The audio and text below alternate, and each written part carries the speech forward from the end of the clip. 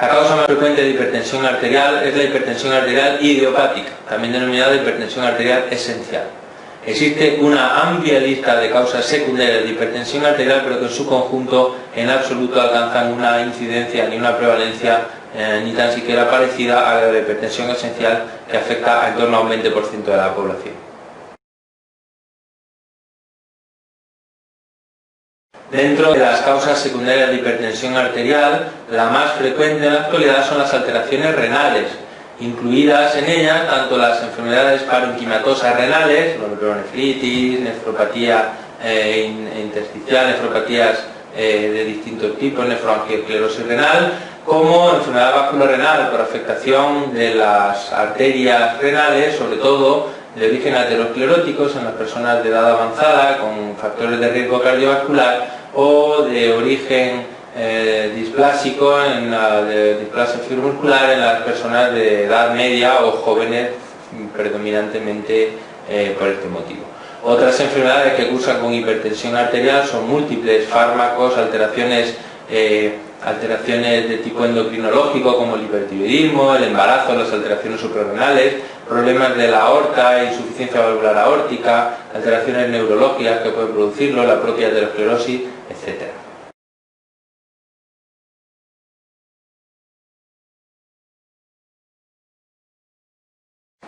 Las últimas guías de manejo de la hipertensión arterial publicadas por un organismo, digamos, de gran peso, son las guías europeas que datan de 2007, y en ellas se recomienda que todos los pacientes con hipertensión arterial esencial, en principio, en el estudio inicial sean sometidos a una analítica sanguínea que debe incluir la glucemia en ayunas, un análisis del colesterol y sus fracciones, los triglicéridos en ayunas, el potasio, ácido úrico, creatinina, hemoglobina y hematocrito. Además, se debe proceder a la realización de una estimación del aclaramiento de creatinina o de la tasa de filtrado glomerular mediante fórmulas apropiadas que existen a tal efecto. También se recomienda en todos los casos hacer una analítica de orina con un examen microscópico y una detección mediante tira reactiva de microalbuminuria como marcador de daño renal de la hipertensión. Y también se recomienda en todo caso hacer un electrocardiograma para valorar la presencia de arritmias y de datos de hipertrofia ventricular izquierda. Estas son, digamos, las pruebas inexcusables a realizar en todo paciente: analítica de sangre, de orina y electrocardiograma. Y luego, en muchos pacientes son recomendables, pero no en todos, y estarán guiados en función del grado de sospecha clínica de afectación de órgano diana, o bien en función del grado de sospecha clínica de causa secundaria, pues estará recomendado hacer un ecocardiograma, ecografía carotidia para evaluar el grosor íntima media, radiografía torácica, índice de la presión arterial tobillo-brazo, el fondo de ojo, la evaluación de la proteinuria, una tolerancia a la glucosa en caso de que la glucemia basal sea superior a 100, cálculos de la velocidad de onda de pulso, o una determinación de una monitorización ambulatoria de presión arterial en caso de sospecha de hipertensión inducida por bata blanca. Así pues, como representamos en este esquema, una vez confirmada la hipertensión con varias medidas de presión arterial y una vez realizados los exámenes generales mencionados, es fundamental excluir causas secundarias si hay datos específicos que hagan sospechar en ellas, y también es importante evaluar si existe o no lesión en órganos diana, recordando que los órganos diana principales de la hipertensión son el sistema nervioso central, el corazón, el riñón y la retina, así como la presencia de diabetes mellitus o síndrome metabólico, que incrementan significativamente el riesgo de deterioro provocado por la hipertensión arterial. Dicho esto, en todo caso hay que iniciar medidas higiénico-dietéticas y valorar el tratamiento específico para las causas secundarias de hipertensión y el tratamiento farmacológico de hipertensión arterial esencial en función de la presencia de los factores de riesgo y lesión de órganos diana que presente cada paciente. Y dentro de los múltiples esquemas de manejo y de riesgo de la hipertensión arterial, este es el esquema que propone la Sociedad Europea de Cardiología, en el que destaca que en todo caso está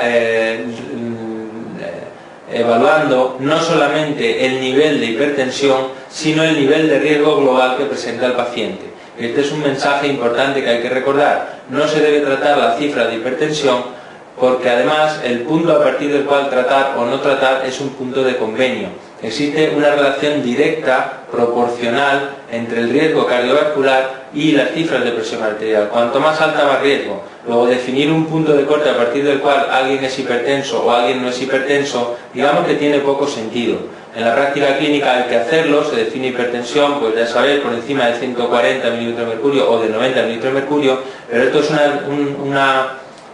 un punto de corte artificial, de manera que es mucho más práctico considerar cuál es el riesgo global que tiene ese paciente, no solo en función de sus cifras específicas de presión arterial, sino también en función de la presencia o no de otros factores de riesgo adicionales y de lesión ya establecida en órganos diana o no. Y en función de todo esto, considerar cuál es la mejor medida terapéutica sobre la hipertensión. Lo que está claro es que, quitando quienes ya tienen enfermedad cardiovascular o renal macroscópica clínica establecida, que son las personas evidentemente de mayor riesgo, en el que aún no ha desarrollado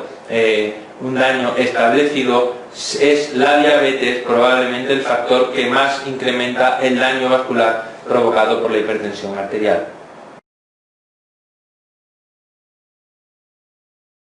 Cuando tenemos que elegir un fármaco para tratar la hipertensión arterial esencial, en principio podemos establecer el empleo de cualquiera de los fármacos denominados de primer escalón, que son tiazidas, betabloqueantes, IECA, ARA2 o calcio antagonistas. Sin embargo, antes de elegir el fármaco debemos investigar si el paciente, por su comorbilidad o sus características especiales, es un especial candidato a beneficiarse del empleo de un fármaco en lugar de otro. Y en este sentido existen guías y líneas de cuándo favorecer el empleo de un fármaco y cuándo emplear otro, que además son motivo frecuente de preguntas. De manera que en los diabéticos o personas con síndrome metabólico parece que los IECA o los ARA2 confieren una especial protección. En los pacientes coronarios, dado su efecto beneficioso sobre el pronóstico de esta enfermedad, el beta-bloqueante y probablemente también el IECA son los fármacos de elección, aunque si se trata de un paciente con angina de pecho estable, el calcio antagonista tiene mucho que decir, dado su potente efecto antianginoso asociado. En presencia de hipertrofia ventricular izquierda, probablemente los IECA, ARA2 y los calcio antagonistas sean los fármacos que han demostrado de forma más fehaciente su beneficio. En nefrópatas, los diuréticos son capitales de cara a mantener un estado de volemia ajustado a la función renal del paciente, y los IECA y ARA2 han demostrado disminuir la progresión del fallo de la nefropatía, por ejemplo la nefropatía diabética, siendo por tanto probablemente fármacos también de primera elección. En insuficiencia cardíaca sistólica hay evidencia de que el paciente debe recibir tanto un IECA o ARA2 como un beta bloqueante para mejorar su pronóstico. En la insuficiencia cardíaca diastólica, beta-bloqueantes y calcio antagonistas del tipo verapamil diltiazem también son los que probablemente sean de elección, aunque en este caso no tenemos evidencia de mejoría pronóstica. En pacientes migrañosos, beta-bloqueantes y calcio antagonistas pueden ser de utilidad, y en disfunción ventricular asintomática probablemente los IECA y los ARA2 sean los fármacos de elección, aunque los beta-bloqueantes probablemente también jueguen un papel. En la hipertrofia prostática se propugna el empleo del alfa-bloqueante con la limitación del efecto secundario de hipotensión ortostática que pueden producir, y en presencia de feocromocitoma es el alfa-bloqueante el fármaco de elección. Cuando hay fibrilación auricular, si queremos mantener frenada la respuesta ventricular, beta-bloqueante probablemente sea el fármaco de elección, junto a calcio antagonista del tipo verapamil diltiazem. En personas de raza negra, los calcio antagonistas y diuréticos parecen tener un beneficio adicional al que mejor que el que suponen los IECA y ARA2. En la hipertensión sistólica aislada hay datos también a favor de que el calcio antagonista y diurético suponen un mayor beneficio que otros grupos farmacológicos. Por último, me gustaría recalcar que recientemente se tienen datos de que el empleo de tiazidas a largo plazo en pacientes con alto riesgo con síndrome metabólico puede facilitar la aparición de diabetes en la evolución, y el empleo de beta bloqueantes probablemente sea superado por otros fármacos como los IECA o los calcio antagonistas, especialmente en pacientes con diabetes mellitus. Pero esto no significa que no se pueda utilizar, pero que hay datos a favor de que quizá, aunque los dos únicos fármacos que demostraron hace ya muchos años que mejoraban el pronóstico en la hipertensión arterial eran betabloqueantes y tiazidas, porque por razones éticas los fármacos más modernos no se han podido investigar contra placebo, pues aunque estos son los dos únicos que lo han demostrado, es probable que los fármacos más modernos como IECA, carfentangonistas o ARA2 posean beneficios adicionales e incluso superiores a los que nos ofrecen los fármacos tradicionales, beta bloqueantes y tiazidas.